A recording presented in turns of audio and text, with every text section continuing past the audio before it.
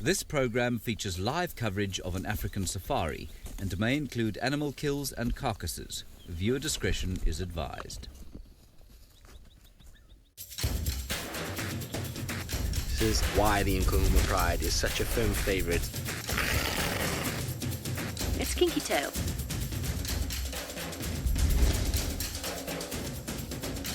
He just looks ready for a fight.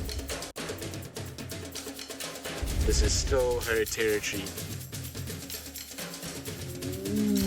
The Evoker boys are here to stay. How insane was that?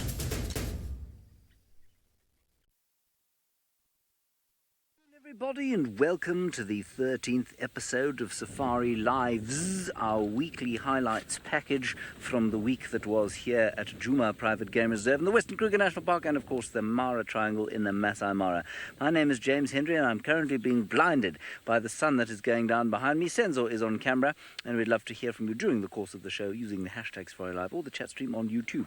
Over there, we have got some elephants. The elephants have got very little to do with the show that we have this afternoon, a show in which, around Djuma, the cats were running hither and yon.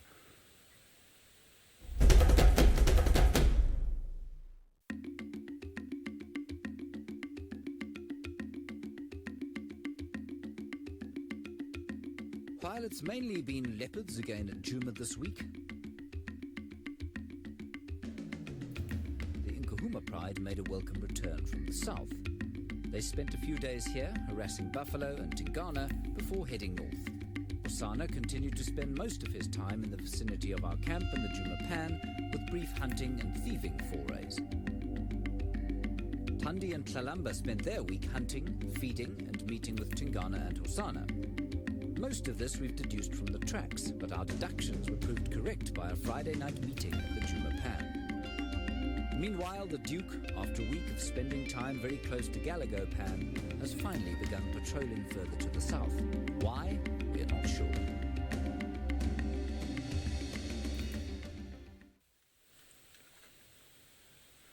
So you can see it's been quite an interesting cat week. Not a lot of elephants on that map, but the cats have been moving around. There is an elephant who is sort of trying to eat from some fresh flush that has just come on the 2nd of spring. Yes, he's very upset, you can see. He didn't feature in the map, and so now he is offended. Deeply so. Once we have had a good look at these elephants, we will probably introduce you to a new character, a very diminutive character, and then we'll go on the search for THANDI and TLALAMBA and see if we can't find the cat terminating at the end of the tracks that Herbert and Sydney were following, not Herbert and Sydney, Herbert and Tristan were following earlier today. Beautiful young elephant bull here in front of us.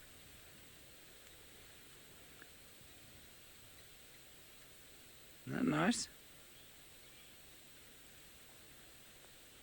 James, you said it's so nice to have Safari Lives back. I'm very pleased that you're enjoying Safari Lives. We quite enjoy it too. And that's because it really does give us a nice roundup, and it helps us to tell the story of our cats. It helps us to really, in detail, unpack the goings-on in their lives, and then also to discuss with you what you think's happening. Because, of course, nothing out here is definite. We don't know anything for dead certain about what's going on in the minds of our favourite cat characters. And so it's always great to debate with you as to what's happening. And yes, with you. This is a very touchy elephant, you can see.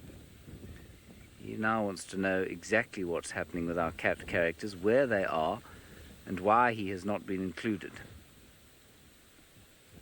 He's a tetchy young bull, probably aged around about, I'm going to say 14 years or so. Just when young men would start to get tetchy as well. Come on then, come and say hello. There you are. This is very special. Yes, Angela, it does amaze me too how they munch on dry old sticks, but you can see when they don't have to munch on dry old sticks, they won't. They will munch on grass and greenery. That's a reed of some description that he's found there. and he was eating on what looks like a splendid thorn, that bright green tree that's just flushed. Yeah, I think that's pretty much what it is. I think it's a splendid thorn. So a few of the trees have started to flush their fresh green. Now what he's doing here is pretending to eat. This is what's known as displacement behavior. So he doesn't really want us to think that he's paying too much attention to us, but at the same time he definitely is paying only attention to us. He's now pretending to eat stones and sniff little sticks and see what they're about, but actually he's much more interested in us. Let's see if he goes down here. Now this is fantastic, because it really is amazing how agile these elephants are. Now this is a tremendously steep bank that you as a human being would think twice about just trying to walk down. He's removing all of Rexon's anti-erosion control, which is not ideal. Rexon will have a word with him a little later. And the rest of the herd is just in this dry riverbed behind the dam wall, seeking some shade. There we have a grey tail swinging in the knobthorn thicket. Alrighty, we're going to go and find the diminutive characters I promised we'd try and introduce to you. In the meantime, let us go and cross to the great Sydney Mikosi and find out what his plans are for this, the 13th episode of Safari Lives.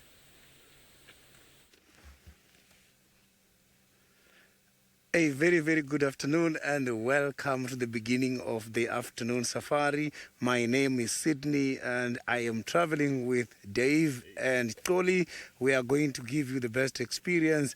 Where I am this afternoon is where THANDI and TLALAMBA's tracks has been spotted earlier this morning, and now I can pick up some of the warning calls in the area. The chances of seeing THANDI and TLALAMBA, they are very high this afternoon. And for your questions and comments, you can follow us on Twitter, #Safari Live. You can also follow us on YouTube chat stream. I can hear some kind of the alarm calls coming from my left-hand side from this dry riverbed. I'm just going to go in there and try and see if there is something at the moment.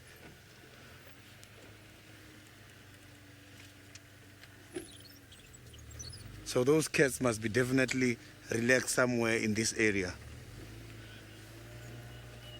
So now let's go to the Maasai Mara. Jeremy is doing something. It's raining today in Mara. We are definitely looking for some rain in Africa. Welcome to the Maasai Mara for this afternoon's Safari Lives. Guess what? We're in the middle of a torrential downpour. I have absolutely no idea where that came from. It is echoing so loudly off the roof. You may go ahead there, Archie, if you need to close up. There's water streaming in. I'm soaked from trying to get the covers down in time. What I thought was a drizzle has turned into, I'm hoping, a relatively transient downpour.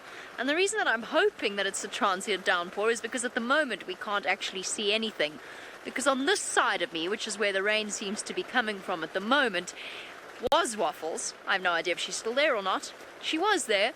She went down to fetch her cubs, and then the heavens opened and dumped their contents upon our heads. Can only hope that this is a temporary Maasai Mara storm. Now, the reason that we're here at Waffles' den is twofold. One, we really want to see her babies, but two, more importantly, I have lost the communal den, and I cannot work out exactly what's going on, and so far, being at Waffles' den seems to be the place to be, and it's where the rest of the clan spend their days. Though it would be a stretch to compare Waffles to Goldilocks, her natal den site has become the regular hangout for members of the bear family. The unconcerned Waffles found a resting spot that was just right. Our little sloth bear, no longer comparable to a pocket rocket, enjoyed some loving attention from his older sister Teddy Bear, who seems to be showing all the signs of maternal yearnings. The oldest bear sister, Pola, enjoyed a good back scratch. unaware of impending tragedy. Secure in her dominance, Waffles did not let the ursine presence stop her from allowing us a brief view of one tatty-eared wafflet. And basically that's all we get of Waffles as cubs. There's just a few brief glimpses before they disappear underground. And that's why I was hoping it would be different this afternoon. Apparently, I was mistaken. It doesn't look like there is a single safe place to be, though. I mean, the sun is shining onto us from the west, but because it's now late in the afternoon, it's coming through and it's basically illuminating us without really helping because it is still pouring here. And at first I thought I'd just chosen the one bad place in the Mara to be, and I was sort of having a word with Waffles about her poor choice in Densite. The painful thing is while I've been with Waffles, I've just been thinking that this weather is perfect hyena hunting weather, and she's hungry, and so is the rest of the clan, which means there's a really good chance they're out there somewhere hunting.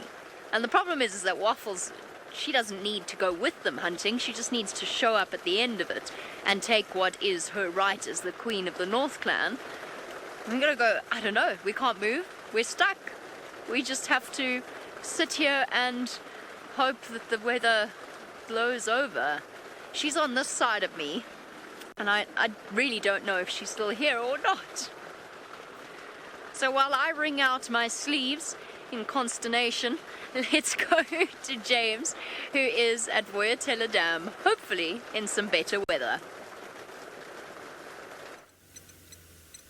We're in much better weather. This is deeply irritating. We found this creature that we were hoping to show to you. You got him. You got him. Okay, Senzo spotted him.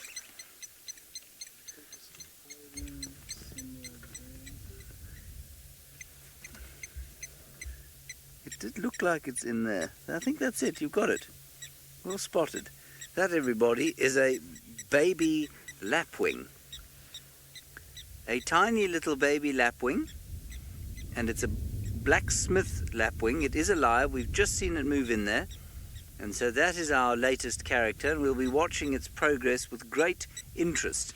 Now what I'll do, Senzo, let me drive around the other side. Maybe we'll get a better view of it. Just keep an eye, because if it moves, it will almost certainly disappear. Okay, I'm watching it now. I'm watching. We'll get a view of it now. So it was born not long ago here, I think a few days ago actually.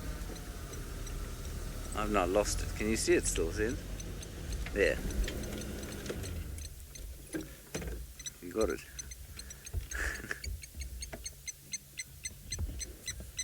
I'm trying to see. Okay, just zoom in and I'll guide you.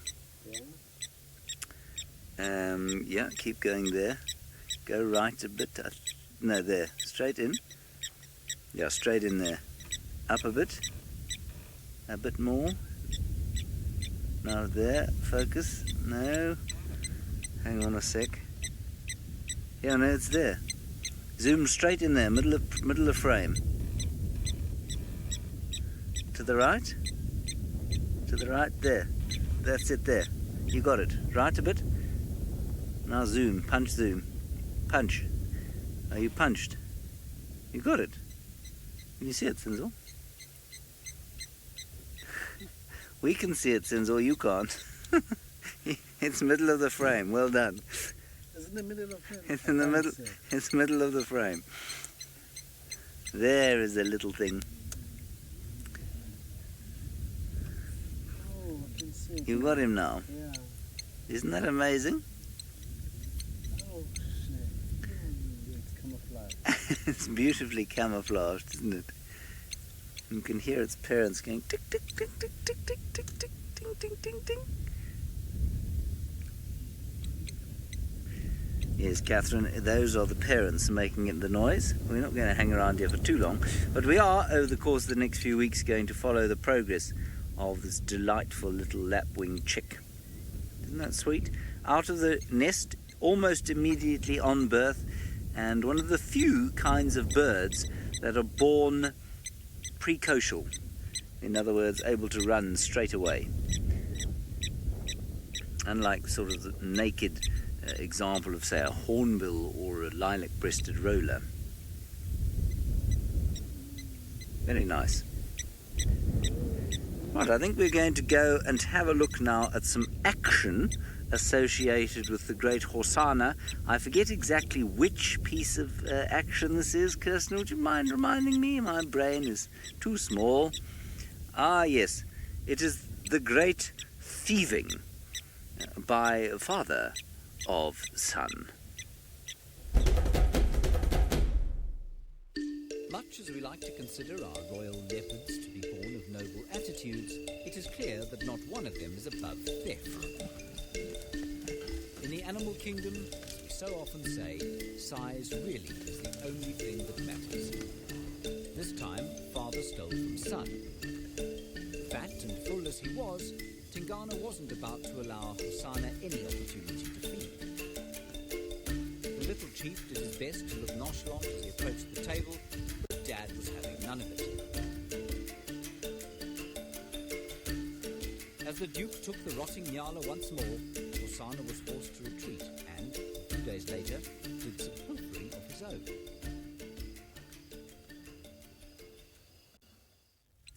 So you can see there is, well, one hesitates to say this, but not a lot of honour amongst the leopards when it comes to each other. And you will see later on that it is not only Tingana that lacks a certain honour when it comes to his, shall we say, visiting dinner rites.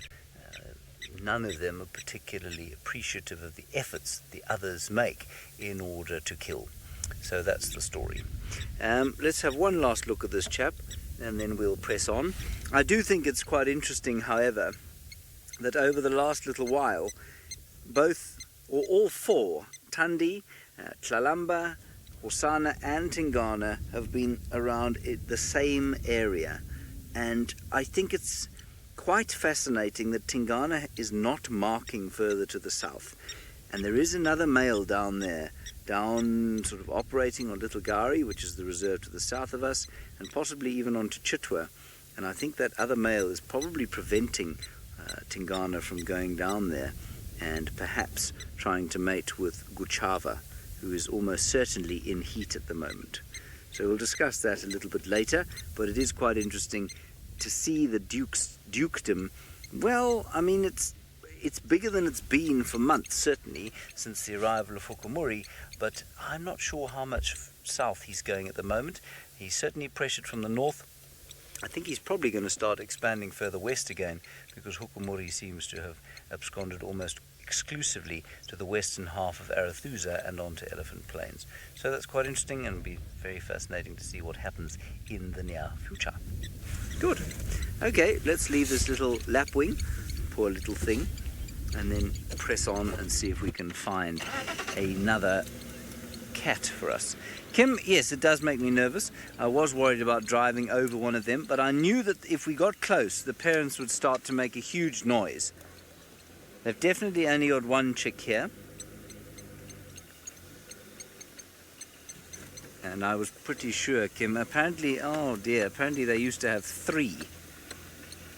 And now they've only got 1 left. But yes, Kim, I'm being very careful about where I drive.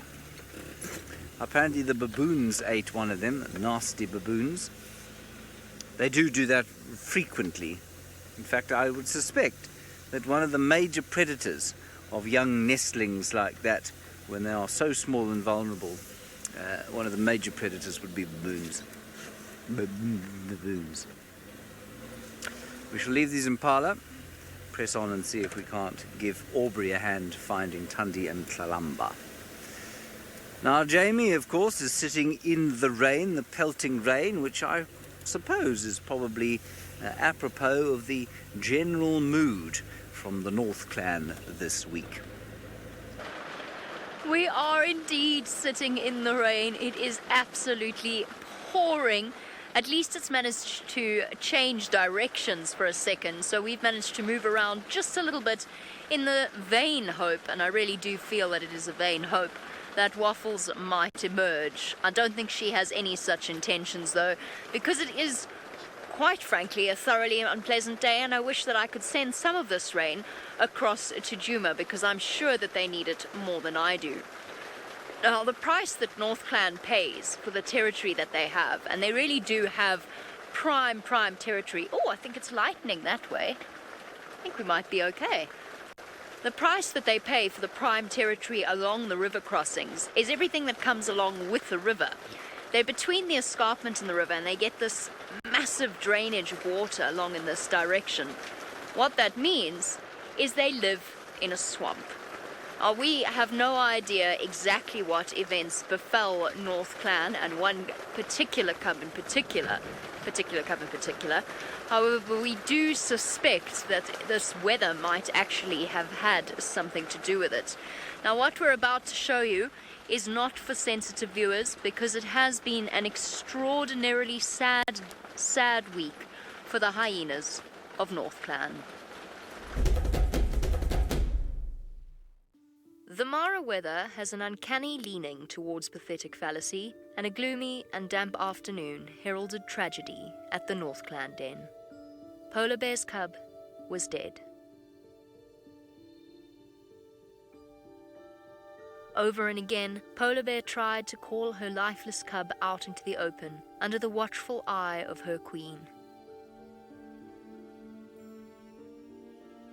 The normally stoic Waffles seemed at a loss, gently picking up the carcass and placing it back in the den repeatedly, with all of the care that a mother might show a living cub. Waffles and Polar Bear's mother Sour formed a protective wall against Polar's grief.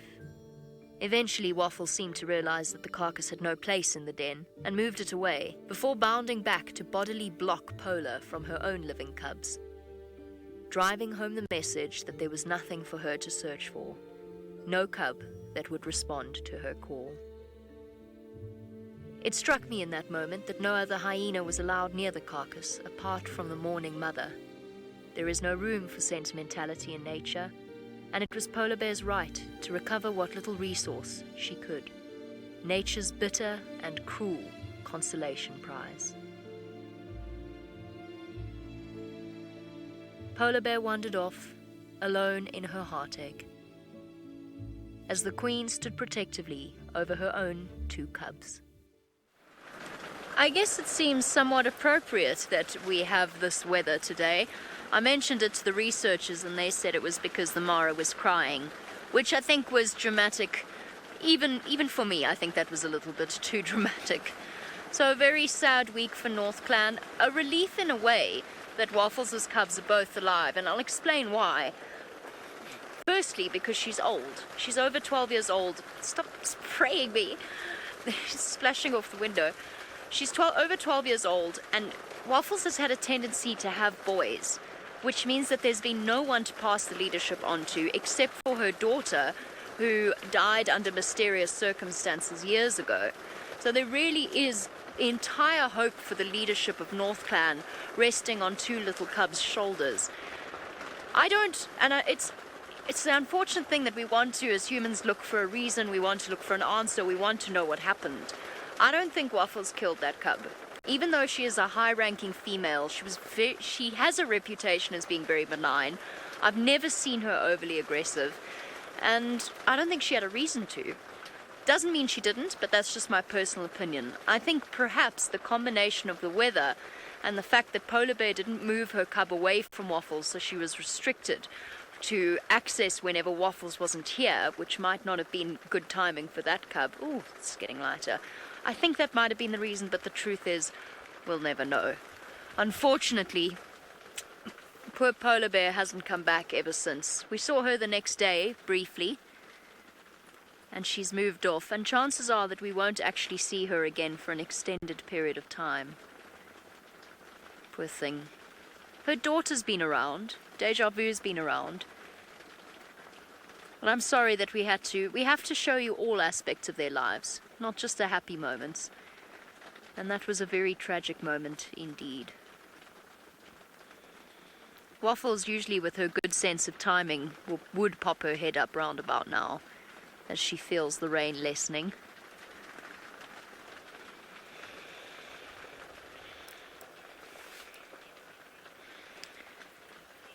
Constance King, I don't think the dens get too flooded. No, actually, that's not true. I think the den does get flooded, and I think they would be much better off if they moved just a little bit further that way to their old den.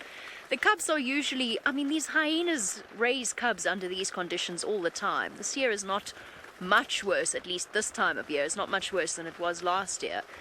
I think the cubs are able to move away from it. But what I think really happened is where this den is, with this soil type, I think the mud was constantly wet and sticky. And you saw how Waffles' cubs have been coming out of the den. They're coated in this stuff. And these tiny little creatures need constant milk and attention from mum because they're so small and their metabolism's working really quickly to try and keep them warm. I'm guessing.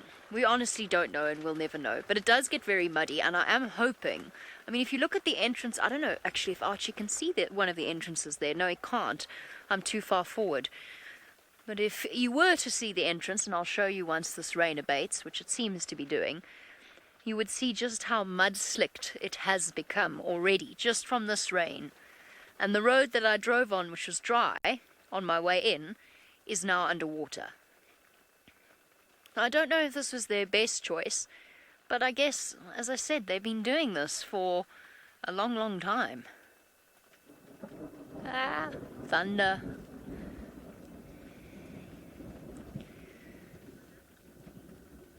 P-Heart, if the cub was bitten by a snake, which is a possibility, you want to know if that could poison the mother. No. It's the interesting thing about venom and poison and the difference between them.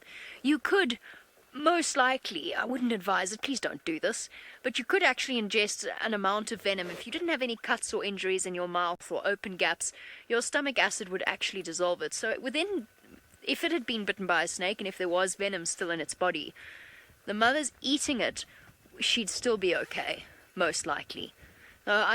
Snake is not a bad suggestion. It is possible, particularly if it was seeking shelter from this horrendous weather. It just seems uncannily bad luck that it should have been Polar's cub, but then you never know. Waffles? It stopped raining now, almost. Just like that. It's over and done.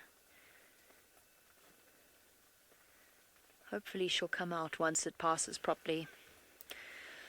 On a somewhat sad note from the Maasai Mara and North Clan, let us go cheer ourselves up with Sydney and some lions. I am very lucky. I just managed to get hold of one of the beautiful young male lions. I can see there all by himself. Not too sure which coalition is he belonging to. He's enjoying some sleep, but looking at the bellies, to me it seems like there's nothing in their bellies, unless maybe it's the positioning of sleeping.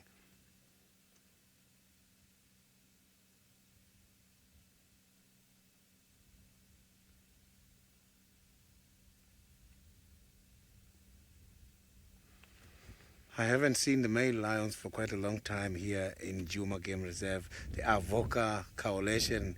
The last time I saw them, it was by the first week of my employment, which was early July. That has been long, long time ago.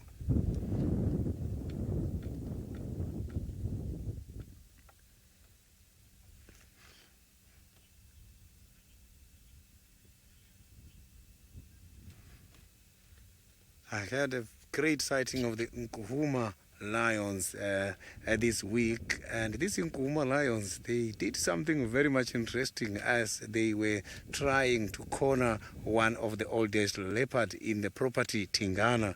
If it was not because of the big jackalberry tree, TINGANA would have been caught by the NKUHUMA pride.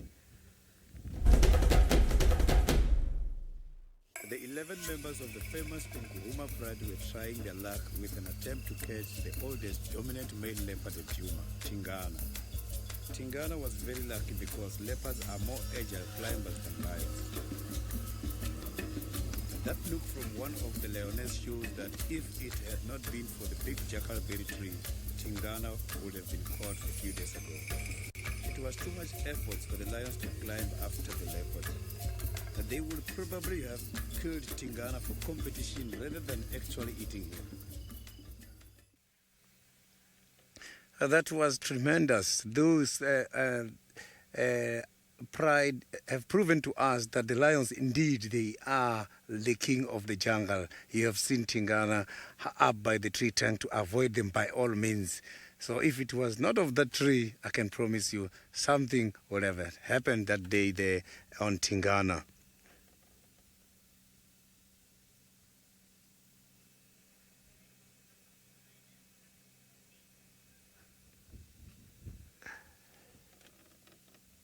So I hope this male lion is going to wake up here so that we can see him nicely.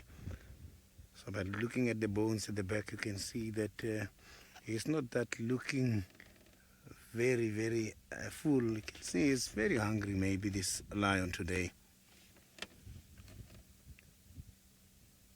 Difficult to tell his condition when he's lying down like that. So these lions can be able to sleep for 18 hours. Rosalind, the lions are part of those animals which are not feeding every day. But some of the males who got kicked off from the prides, who are not even part of the coalition, walking by themselves, they do target small animals. And if, for instance, this kind of a big lion catch something like a scrub hare, it's obviously not going to last in the body. It will be digested very quickly. Lions, normally they eat after every 5 to 6 days. And that is determined by hunting activities. It's not like they are going to be successful on day 6. Sometimes it can be difficult.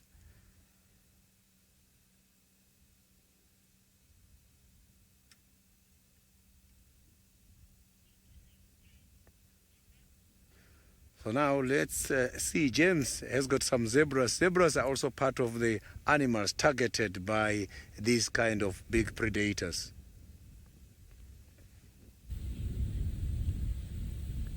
Yes, indeed they are, and especially at this time of the year, because there are no buffalo around at the moment. It's not necessarily this time of year, but at this time, because there are no buffalo around, if you know what I mean. Subtle difference there. So those are some zebras, and we also have some wildebeest with them. There they are. I say the word wildebeest, hoping that Tristan is watching. He gets up his nose terribly when we say wildebeest, because of course it's a wildebeest, because it's a Dutch word or Afrikaans word, and we should say it as such. And I said to him, but you know, some people just don't pronounce it like that. And he said, well, he gave me a really good example of why it should be pronounced like that. I think it was something like, you don't pronounce impala impala, do you? No, you don't. You say impala, because that's how the word was said originally. And so I'm going to just say wildebeest, although I love to say wildebeest. There's something about it that I really enjoy. There is a lovely mixed herd of grazers here. I think they are probably hanging around with each other, not so much because they're eating different parts of the grass plants, but because they are looking out for predators. I think that's what's happening now. They are nowhere near the sleeping Avoca male lion. They could, however, be very near THANDI and TLALAMBA. BA, you say you love the stripes. Yes, well, the stripes are really what makes zebras zebras. Otherwise, I guess they'd be horses. They are very appealing. Their existence is still something of a mystery, and you can read books with ridiculous theories on why they should exist out here, including theories on the stripes perhaps having some kind of repelling or repulsive effect on the flies, perhaps helping to regulate body temperature. I think the only one that holds any water whatsoever is the theory that they are there simply to break the outline of the animal, especially in terrain like this, and especially at twilight and just after twilight, when lions, their main predators, are on the hunt. You must remember that a lion's eye does not see in the same detail that ours can, but it does see very good contrast. No, Charles, we don't get black wildebeest at Djuma. You don't get black wildebeest in any of the 3.5 million hectares making up the Greater Limpopo Transfrontier Park, of which we are a very small pimple on the far western edge. You get black wildebeest in slightly drier areas and normally up on the high veld, pretty much in similar areas to those that you might find our only southern African gazelle, and that is the springbok. So there are no black wildebeest here at all. Although these ones do look blackish, they are the same colour as black wildebeest. Alrighty, while those zebras look towards where we are going to try and find THANDI and TLALAMBA, let's go back up to the Maasai Mara, where Jamie Patterson doesn't have just 2 or 3 scraggly wildebeest, she has hundreds of thousands. Back to talking about wildebeest and zebra in the Maasai Mara. The rain, well, slightly inconvenient for us, is a truly good thing over this part of the triangle, because what that means is that it's going to keep the migration here for longer. Now North Clan, and I'm leaving Waffles for now, we'll come back a little bit later, North Clan hasn't really had their share of the migration this year. Sure, they've had some of the river crossings, but ultimately last year the wildebeest were all through this area. Whoa. This could go very badly. Up. There we go. Driving through a river. Last year this whole place was full of wildebeest. This year they have stayed a little bit further to the south, and for very good reason. However, we've been spending time with them, and we'd love to tell you about their movements and one zebra that stood out from the crowd.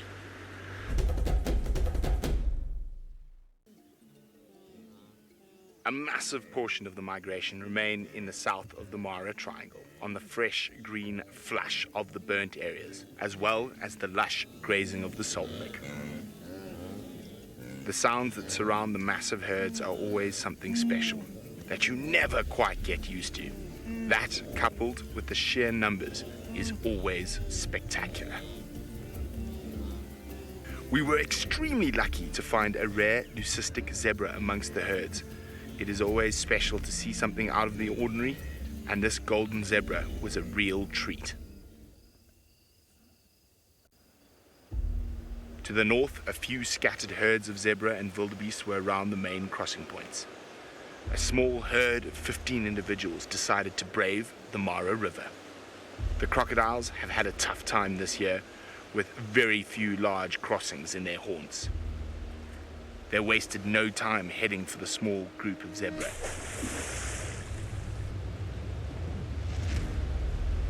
Their eagerness showing with a few failed attempts, but the need to cross amongst the zebra was too great. And as saurian reinforcements arrived, the fate of one brave zebra was sealed. A battle for the zebra continued as the behemoths drifted downstream.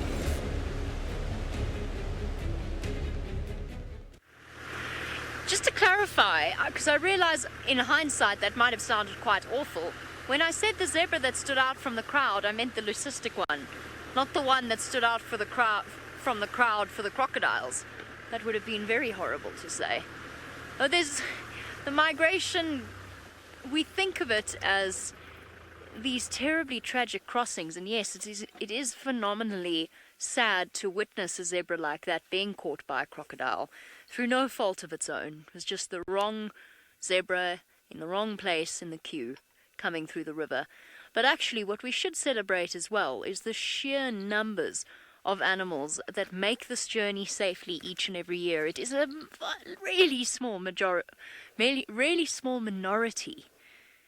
that do not make it through the Mara River. The topies are included in the migration as well, that antelope in front of the zebra, and a lot of them are heavily, heavily pregnant. Bob, funny you should ask that, because we've got we have some tales of some cantankerous herbivores to tell you a little bit later in the afternoon. But yes, sometimes herbivores do fight with other herbivores. Aha! That's what I was looking for. Those topi are looking at it too. There's a hyena of North Clan stalking through the muddy area, waiting for the opportunity to hunt. We'll go that way in a bit, but first I must answer Bob's question. Rhino, buffalo, elephant are usually the ones that chase other herbivores around. They, for some reason, don't like to share their personal space, and they often do. Particularly buffalo bulls, but all of the larger herbivores, and hippo. Hippo will actually do it, and in fact, sometimes during the migration, a hippopotamus will actually step in and kill a poor unsuspecting zebra or wildebeest simply because it has come too close to them in their water. Usually that happens when there's not much space, when there's lots of competition in the water, and the hippos are stressed and their tempers pushed to breaking point. But yes, herbivores can be aggressive towards other herbivores. You get random instances where something like a topi will chase a Thompson's gazelle for no apparent reason. Okay, I'm going to go catch up with this hyena that's up ahead, because I want to see what they get up to. We know they like this weather, but also because I still haven't found the communal den. Angela, it's an interesting thing with the migration. Obviously, it varies from year to year. You're looking at around about a duration of 4 months, but it can be longer, it can be shorter. So sometimes it's 5 months in really good conditions. And it really is entirely dependent upon the rain. There we go. That's exactly what I was expecting. I can't turn around. I'm stuck. I'm stuck. I'm stuck. I can't turn around. Okay, I'll get us to the hyena and then I'll turn around. So this year is expected to be short because there was so much rain earlier on in the year. Whereas the year before was a much longer year. For predators in certain places, wet conditions like this, hello you, looks like Waffles' son Ferg, predators like this, conditions like this are wonderful. But for the predators of South Africa, usually the dry season is their time of plenty.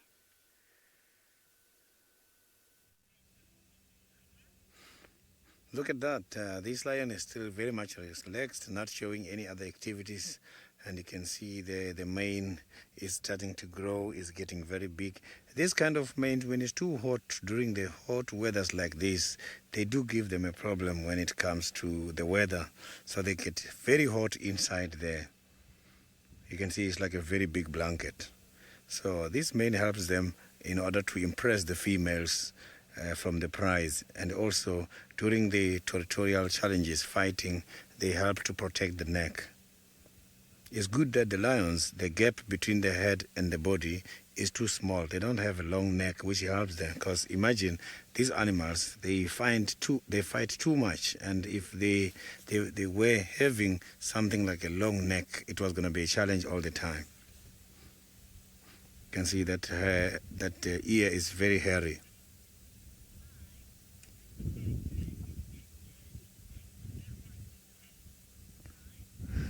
Sky, I am not too sure. That is something I am asking myself, because when I'm looking at this ischium, the bones at the back, the hip bones, I can see that he is not looking very healthy. Look at that.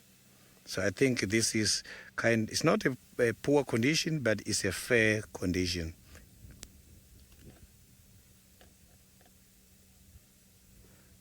So when considering the method called the bone marrow index, the method used in order to determine the health status of an animal, I can say this one is on a fair condition.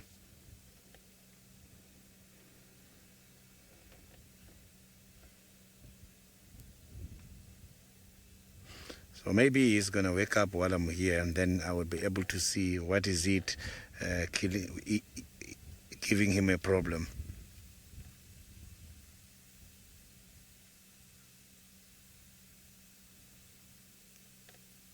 But when I got here, he was not sleeping. He was just very relaxed. The head was up. So I couldn't even notice that he's having some challenges. Look at that.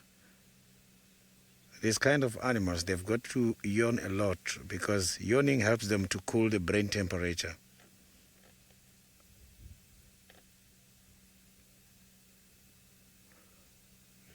You can see now it's up. There you see.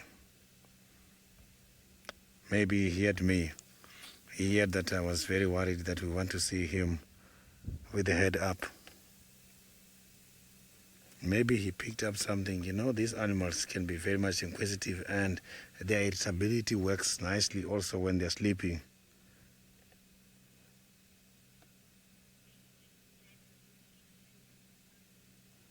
So now, let's go to Jamie, who's got the hyenas hunting. Look, now is moving.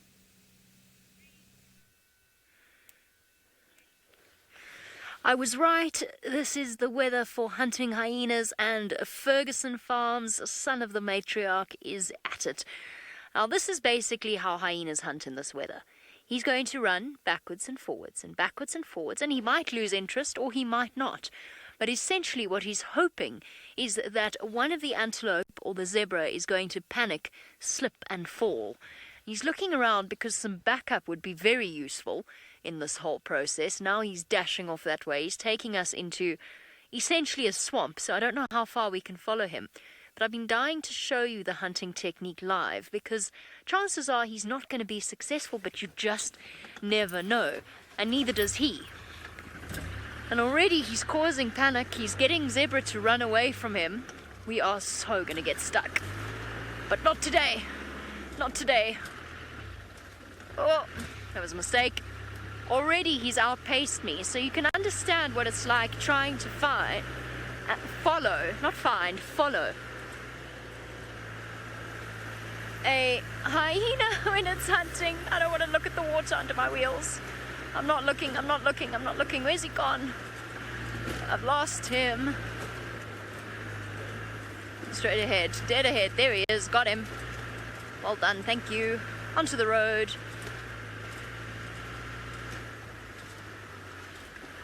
This way. Around the very large hole that would take us swimming, which is not something we want to do. Fergus, where have you gone?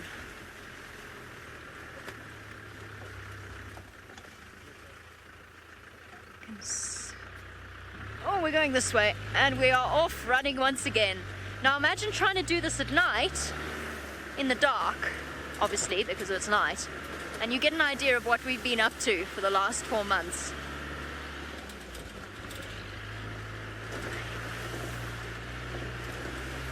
He is outpacing me. I'm going at 30 kilometers an hour because it's wet. He is way ahead of me. And he's stopping to look every now and again. There we go. Here he is. I'll stop for you in a second.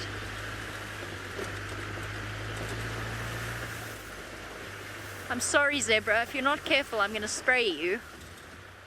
I'm going to give you a shower.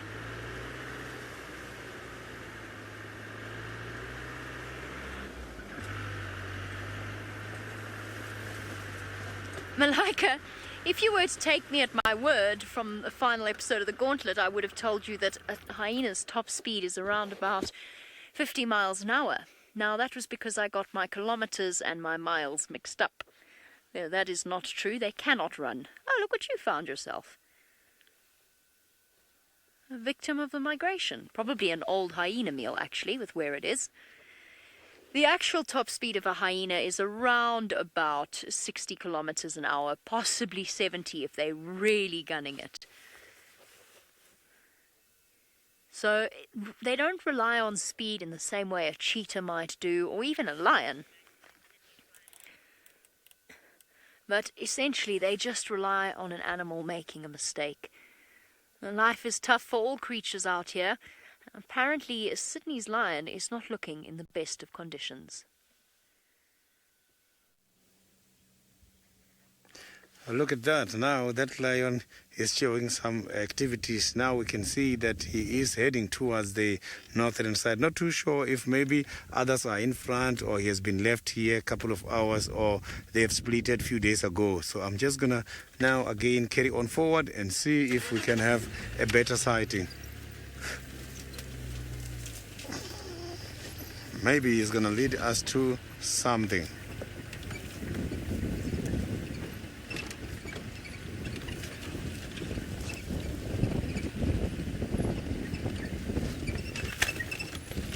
So I have noticed that he is limping I'm not too sure if he's limping from the fight or he's limping because he has been sleeping there from one side all day long.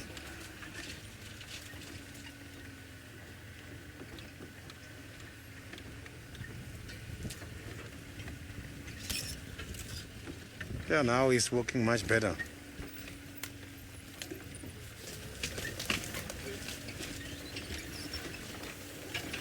Polecat mama, the lions can travel very long distances, especially the territorial males.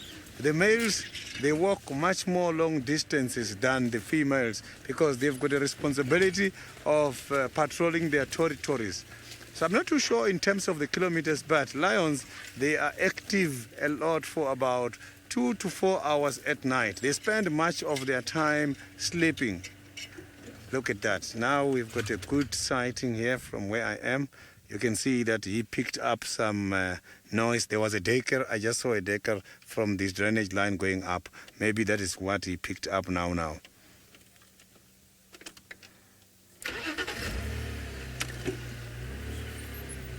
So I'm not going to give up. I'm going to keep following until I see his intentions. It's very rare for the lions to wake up by this time of the day and start showing some activities. Mostly the lions, they sleep and wake up just by the sunset.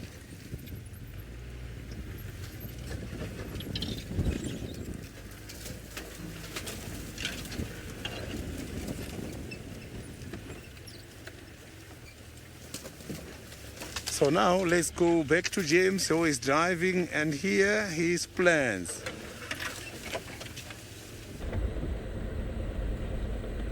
Well, my plan is to first of all show you that impala over there.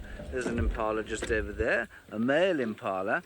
And the poor fellow unfortunately lost a cousin, possibly an aunt, maybe even a sister earlier this week to wild dogs. The wild dogs then had their kill stolen by none other than the pilfering royals. After following up on sounds of elephants vocalizing in the bush, we accidentally stumbled upon THANDI. She had managed to chase the wild dogs off their meal before she called TLALAMBA onto the scene. TLALAMBA quickly arrived and began to feed with relish. However, her instinct soon took hold as she tried with all her might to drag the enormous carcass through the thickets. She struggled and tugged, using every ounce of her power as the awkward meal caught on every branch. Tired and satisfied, she sought approval from her mom with a head rub. Unfortunately for all TLALAMBA's efforts, Mom was still unsatisfied with where the carcass lay. And without hesitation, with relative ease, THANDI picked up the kill and dragged it to the safety of a thicket at the base of a tree. So a bit grim there. I mean, we've showed you a few grim things today so far, and I'm afraid there are a couple of grim things further to come. But very interesting nonetheless, and I think that was probably killed by one wild dog. I don't believe that THANDI would have taken on more than that, especially as it was too heavy for her to grab and quickly take up a tree. So I think you'll probably find that maybe one wild dog killed it, had a little bit to eat, and then either left it or she leapt in and chased it off. So fascinating there, and you can see that, the young TLALAMBA learning her mother's pilfering ways. All is at peace now amongst the impala males. You can see that they are not shouting at each other. They're not going, which that's what they do, of course, in May. And that is because the rut is over. But what is very interesting as we go into spring is that this very little known secondary mating season is about to happen. And it is the only time that I have ever seen impala actually mating. And normally during the main May mating it happens at night. This will sometimes happen during the day. And so over the course of the next month, make sure to make a stop at every impala herd and see if there isn't any impala mating going on. It's very interesting. And remember, these babies will be born in February. Just a very small cohort. Fascinating stuff as we go into the spring. Ooh, the stick tried to attack us. Let me run it down. That is what it deserves. I'm being facetious, everybody. I don't really believe the stick deserved that. It's just what happened. Right, here's the main body of the herd, which is very nice. We're still trying to find some tracks of THANDI and TLALAMBA. We haven't managed to have any luck. We will continue to search. In the meantime, back to the hyenas of the Maasai Mara with Jamie. And quite astonishingly, they haven't had enough to eat yet. We are still with our hyena, who is finishing off an unfortunate member of the migration. I think it looks like a wildebeest, but I honestly am not 100% certain. I also said it was Ferg with great confidence. Listen. It's a lion roaring. Off in the distance. Unfortunately, we're about to get hit by the second wave of the storm on its way towards us. I know where that lion is. I'll try and see if I can get there, although I don't think we will. What have you got? I said it was Ferg, but he's also soaking wet and fluffed up, so I'm not 100% sure. Of course, this is where hyenas come in extraordinarily useful in an ecosystem such as this, particularly during the migration. Lions have a tendency to kill and leave, especially when they are full. They'll often go on something like a killing spree or something akin to a killing spree at night and then abandon the carcasses. And hyenas are usually the cleanup crew. They'll come through, along with the vultures, of course, and they will finish off what they can. They're still hunting during the migration, but you'll probably find that they are hunting less than they might otherwise. In this particular time of year, they can let the lions do the hard work for them. Speaking of lions, let's go across to Sydney before his lion vanishes across a boundary.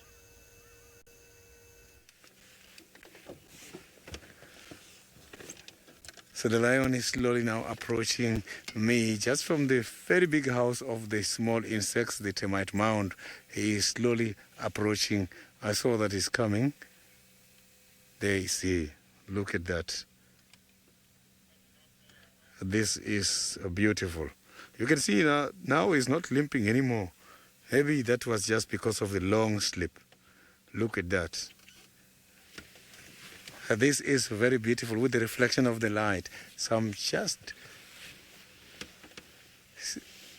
child of Infos. The avokas has been roaring. Last week I have heard them. I suspected that is them while I was watching the NKUHUMAs at night. Look at that. So I'm just going to try and reverse so that we can keep following these big male lion.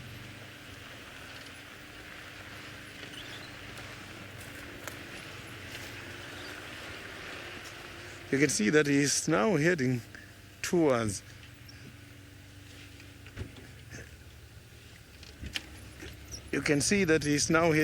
the boundary.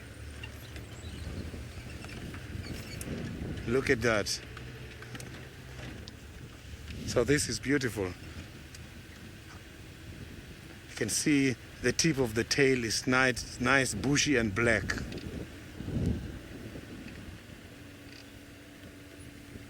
He's just about to cross now.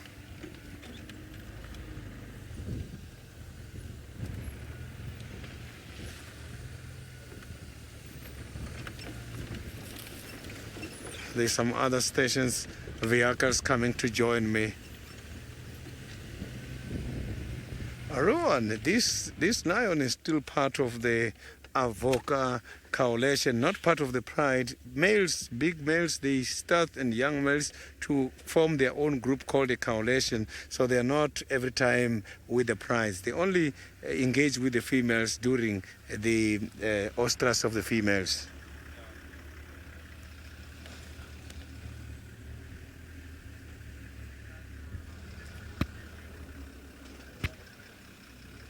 So now that lion is disappearing towards the private property. It's marking, not too sure if this is his territory or this territory belongs to someone, him trying to claim the territory.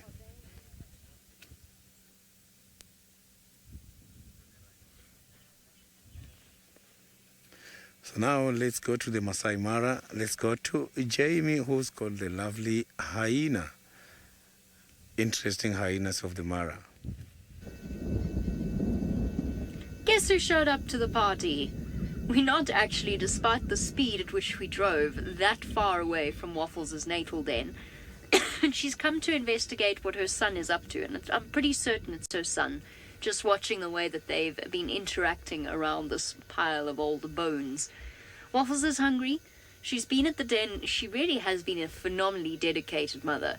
She must spend 20 odd hours, possibly even more, with those tiny cubs, or at least in close proximity to them, keeping them safe, protecting them from harm in as much as she can. But even she, as a fantastic mother, has to leave the den at some point because she's got to eat and she's got to keep herself nourished. She's lucky, though, in that as the highest ranked member of North Clan, she can pretty much shoulder charge her way into every meal and get the best of it, even if she didn't participate in the whole process of catching it. So while Waffles may be able to push around members of her own clan, there are some animals out there that not even Waffles is able to dominate.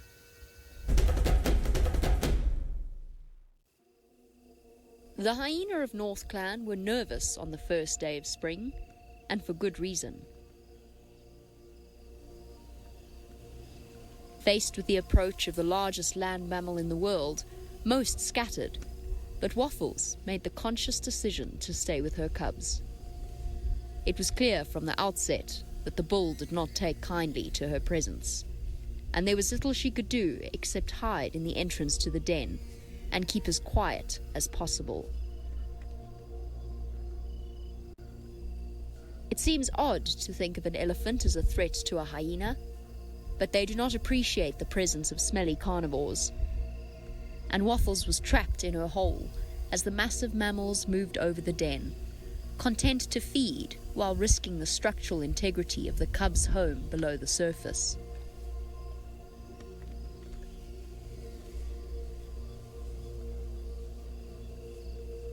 We held our breath as the elephant came within a foot of turning Waffles into a pancake. The departure of the elephants did not mean respite for Waffles, as next to pass by was a herd of male buffalo.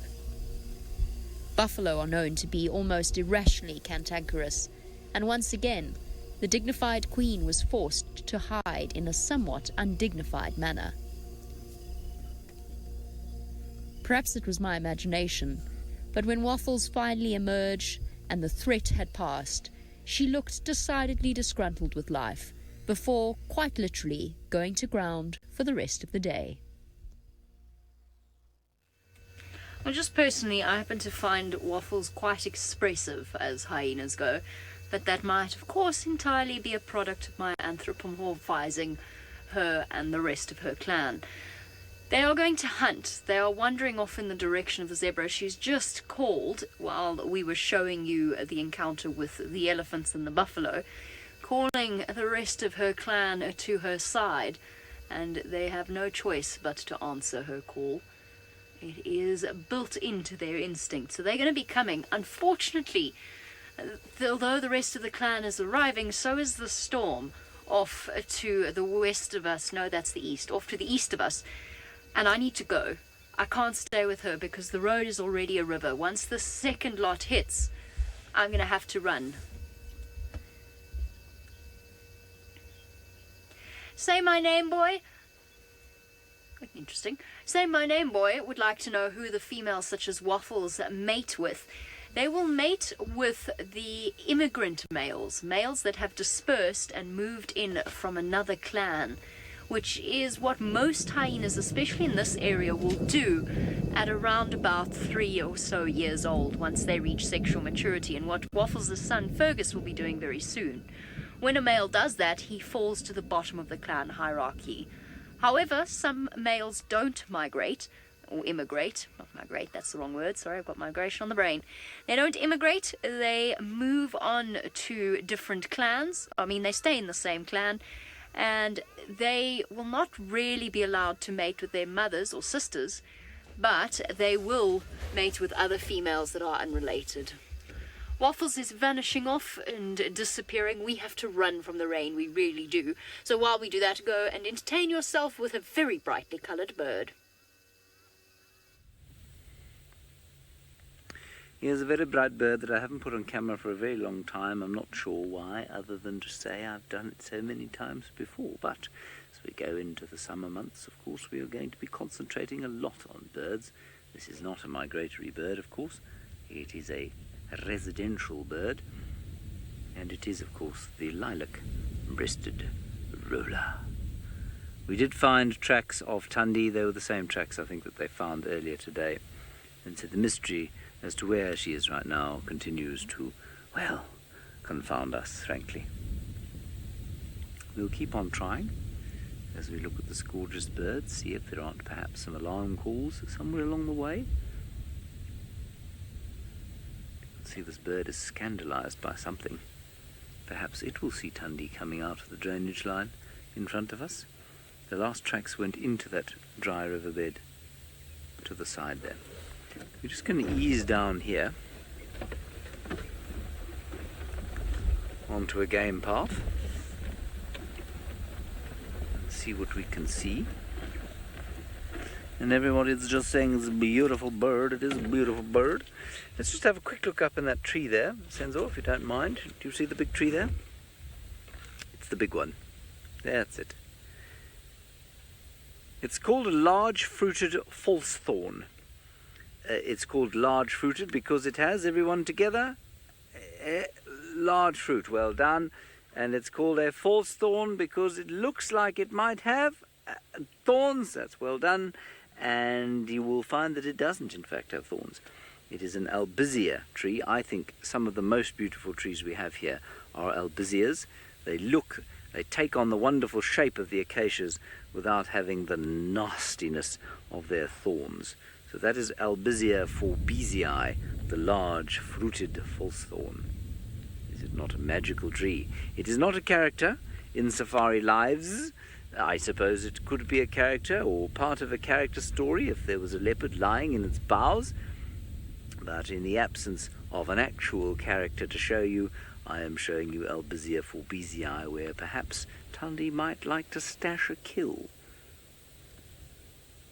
I'm sure you're all thoroughly and utterly astounded by what I've just told you.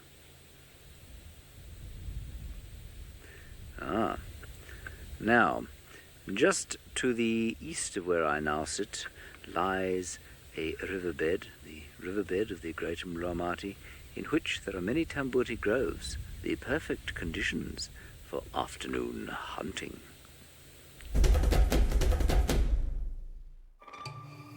The hot afternoon was punctuated by the alarm calls of startled birds as HOSANA hunted in the dappled light of a tambuti grove. What could he have spotted? His attention was completely focused as he walked footprint in footprint towards the quarry that would be his team. Ultimate patience, silent, slow, still. And then a final charge that would net him. What is it? What could it be? A squirrel. Ah well, food is food, and young male leopards have a hugely wide-ranging taste in food. I suspect HOSANA kills a lot of prey this size. It would explain why his belly is normally full, even though we don't always see him with large kills.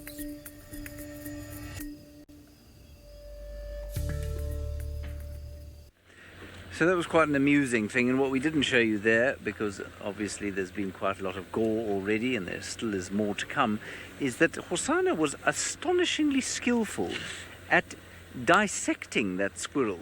So basically what he did was he used his incisors to open up the front of the squirrel and take out the guts. He didn't use his paws at all, he just managed to use gravity and his sharp teeth.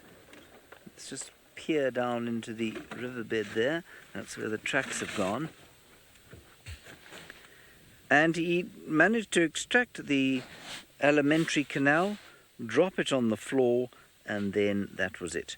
Now, apparently, we're not going to talk about viscera any further. We are going to go across to some cute baby elephants.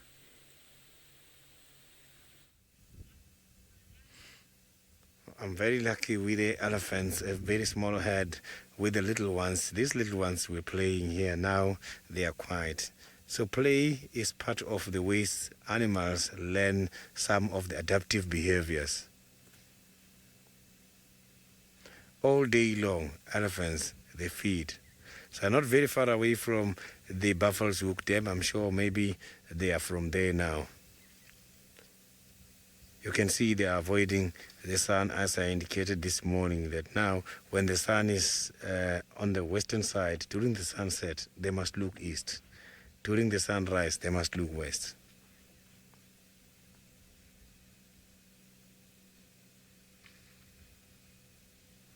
So these animals, they help the vegetation a lot, because when the elephants are defecating every time is when they're creating the manure for the vegetation to grow.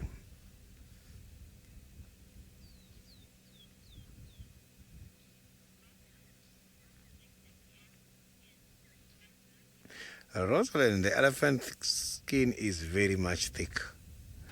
Not too sure in terms of the centimeters, but this is very thick. I don't think the mosquito can even manage to bite the elephants. They might not feel anything. And it does have quite a lot of hairs. You can't see these hairs, but when you're very nice and close, you can see that this body does have a little bit of hairs.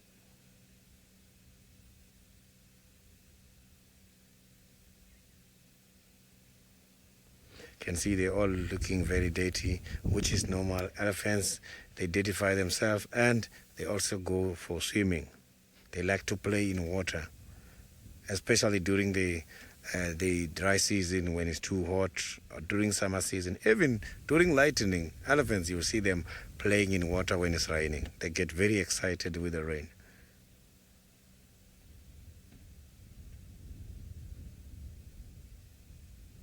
So the elephants can live 65 years, and what caused them to die mostly is soon as they start losing the teeth is when it's going to be very difficult for them to chew. And once they cannot chew, this kind of a very big body size, 5,000 kilograms, it needs quite a lot of energy. Now that they're feeding on very dry grass and they pick up the roots and get all the nutrients, they must have to go very often to the water holes in order to drink, because the food is dry at the moment.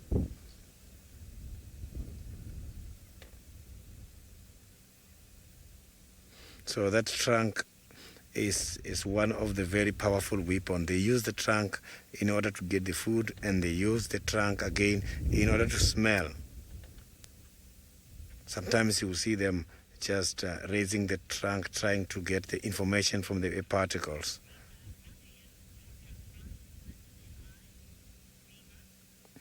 Arena, if you can look there, you can see that there is some little bit of white. I think that is because of the dirty from the eyes, or else maybe you might find that it's something. I can't see very, very well what it is there, but they've got to clean the eyes every time. You can see there's even some hairs there covering the eyes, protecting the eyes from the dust.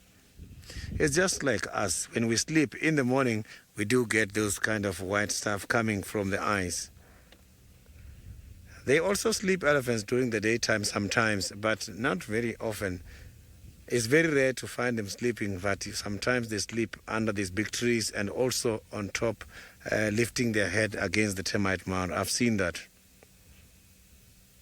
You can see the little one now is going very fast looking for the other one. There's 2 or 3 small ones here. So I'm just going to now try to reallocate the better spot for the sighting and see if we can see them nicely.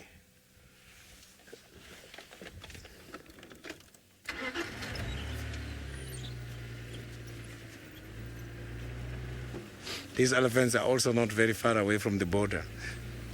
They might disappear now.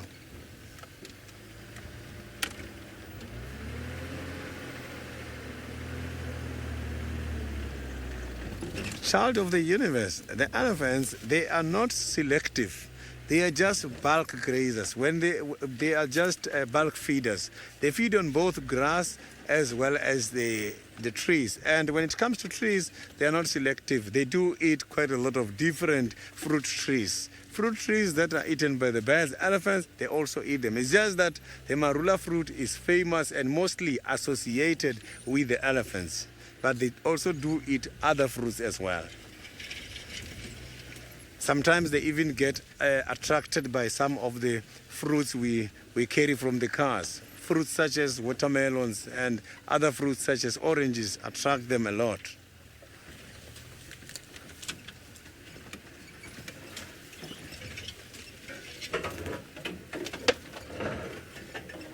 So now let's go to James, who is searching for the leopard. Maybe he will be lucky with the leopards. Well, maybe he will, or maybe he'll just show you a duiker or two. Stop running. Stop running. Stop. No, gone. Ah, what a fantastic sighting. Wasn't that amazing? Just gorgeous stuff. No luck, everybody. You may be able to tell that from the slightly downhearted way in which I'm speaking. Senzo, let's do that dove. Hello, little dove. Humble as you are. It's nice to see you. Senzo, can you see the dove? Where? It's the one crawling on the ground there. There we are, middle of fracture. There we go, well done. Cape turtle dove. Oh, and the sound of the bearded woodpecker. I was rather hoping that around this waterhole would be HOSANA or TINGANA. But a lace and a lack, no, nothing. Just the humble dove, eating its seeds, possibly the odd ant, as the sun is eventually starting to sink on the 2nd of spring 2018. Oh, and Senzo spotted a bird that looks like, I think that's just the wind. I thought maybe it had been mangled by something, but no, it hasn't. It's just the wind mangling it slightly. I used to look like that when I had hair. This is a pumped pan, in case you're wondering, and it is a central point during the dry season. This is a Natal spurfowl we're looking at. Its pink legs, pinkish beak, and it too is quite careful about how it drinks, looking out for predators. Have you spotted another one? Gosh, Senzo, you're on fire this afternoon. Another Natal spurfowl, 2 Natal spurfowls and 1 dove. Phew-wee. And I'm just sitting here wondering if perhaps the leopard isn't going to pitch up, because I'm pretty sure that at some stage one might. It's been a hot day. Superb 2-shot of 2 birds, well done. Senzo, you're on fire, as I said. Now, if your fire could extend to a spotted cat, that would be fantastic.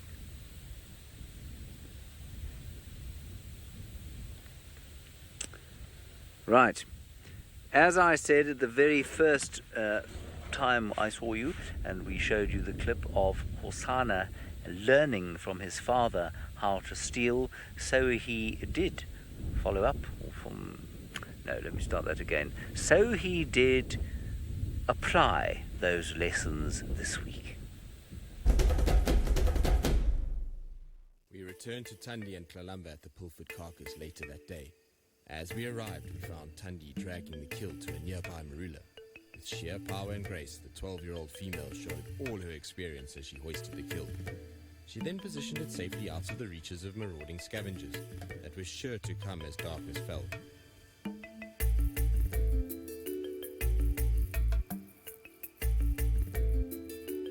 Satisfied with her work, she descended and returned to TLALAMBA for a late afternoon grooming session. The story of the pilfered carcass, however, was not over.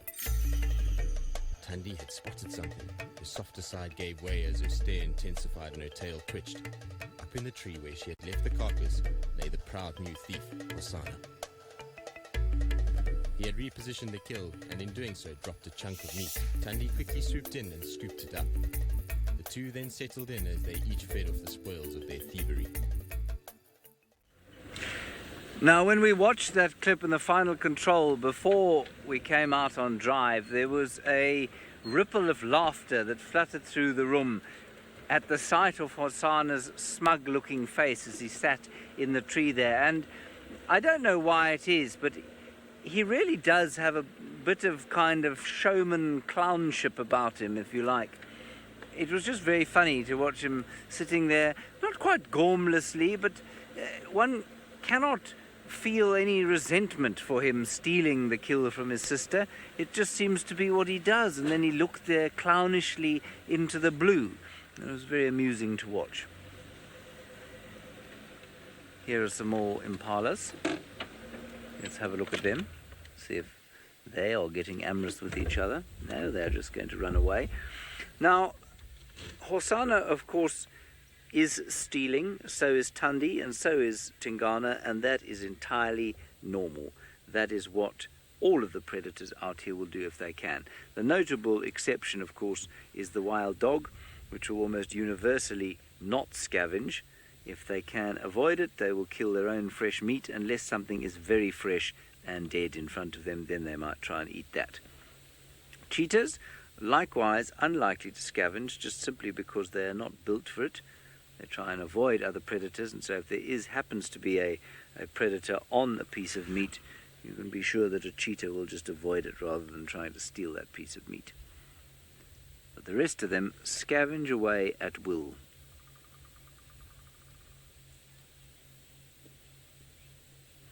Well, Giraffe Girl, that would seem to be a correct, what shall we say, correct, lost me words, a correct statement, if you like, that a family that thieves together stays together. Yes, well, so they do. That fence is Vuyatela Camp, by the way, just in case you're wondering, and HOSANA and THANDI and TINGANA and TLALAMBA have spent a bit of time around there of late, and so that's why we're just sort of driving the perimeter towards the pan again.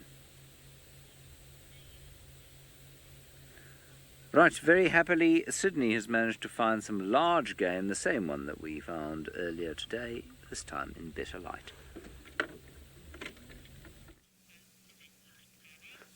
Very much interesting to see that the little one doesn't know how to use the trunk. Is trying to grab some of the small plants, and the strengths are not there, and instead is going down just break it from the inner parts of the mouth.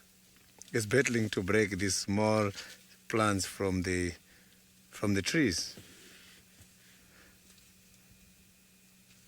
So these little ones, they are born while these mothers are standing. So the little one has to hit the ground as a wake-up call in order to kickstart their life. That must be painful. Them and the giraffe, they are very popular when it comes to that. So little ones, they got to eat droppings of their mothers when they're still very new. The twins has been recorded in some of the areas. I have seen that, but I haven't experienced it. I've never seen it by myself happening, but I have seen that a lot of sources are indicating that, yes, rarely they do have twins. So these babies, when they're still young, they have got to eat droppings of their mothers in order to get the digestive bacteria. They are born free of all bacteria. To get the bacteria, they must do a caprophagic behavior. They must come and eat droppings of the old ones in order to get some digestive bacteria. Otherwise, they are going to battle in the stomachs.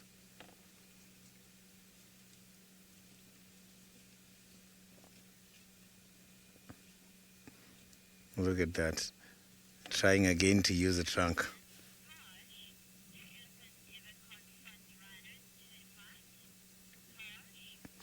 Gosh, the elephants and rhinos, they do fight. I used to work in one of the private reserves in Waterberg before I went to the South African national parks. And there, the elephants, they managed to kill a rhino.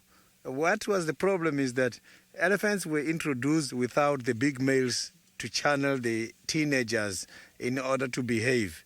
So elephants, instead of treating the rhino, they killed the rhinos. They were trying to mate with the rhinos by fire, by force, and that is how they killed the rhinos. Until the big male was introduced, which then helped in order to calm these youngsters.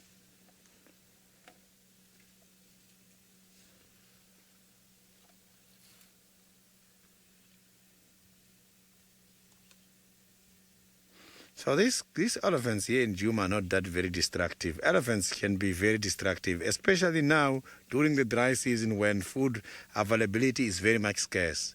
But here it's very difficult to notice that there are elephants, lots of elephants in the property.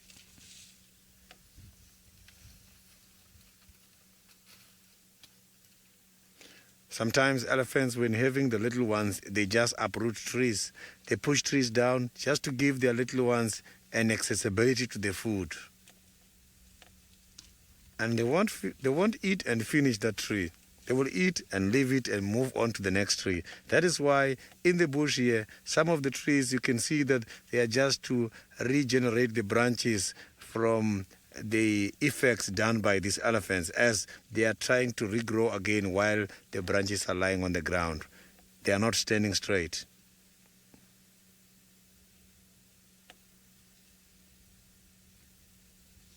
You can see the old ones knows very well how to use the trunk. You can see that now he's using the trunk in order to pull that. And if it's difficult, he's going to have to break it and get the inner bark.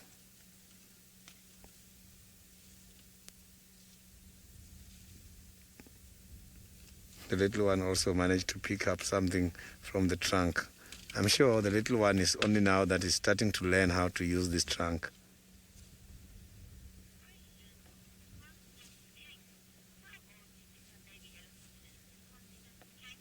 Constance King, looking at the size of that baby, I am sure is the baby which is now approximately 2 to 3 years. It's not that very old. I can see that this baby is still very small. These babies, when they are born weighing 120 kilograms. That is a lot.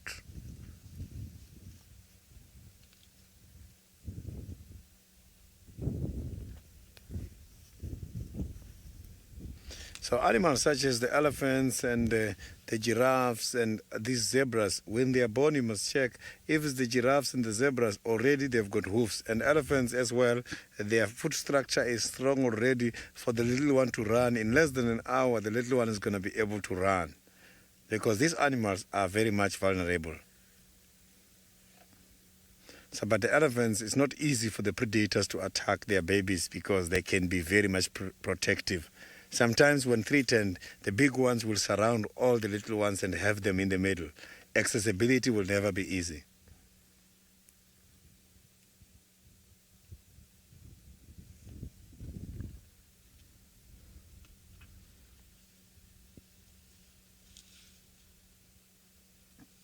So if you can check in the droppings of the elephants, you will see that the vegetation material is not finally digested. What they are eating now, some of these things is still going to come out as they are.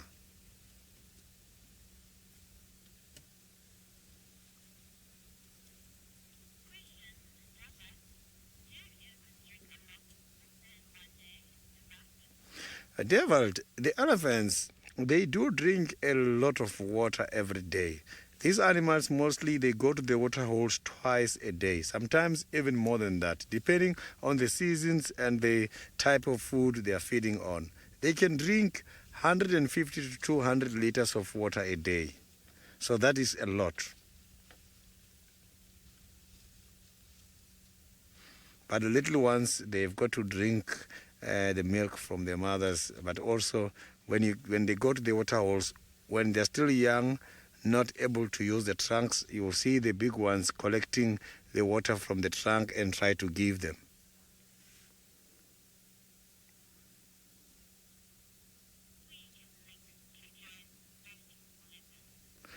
So now let's go back to James, who is on a search for the leopard. Maybe he's got some fresh tracks there, not too sure how successful he is.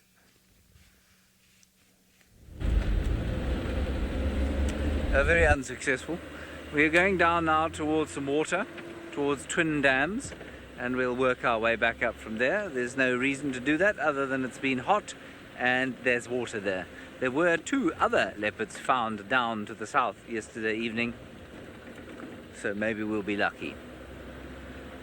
It's a glorious afternoon. Oh dear, here we have a small traffic jam happening. Watch this, everybody.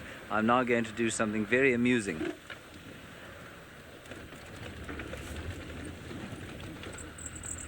Good afternoon.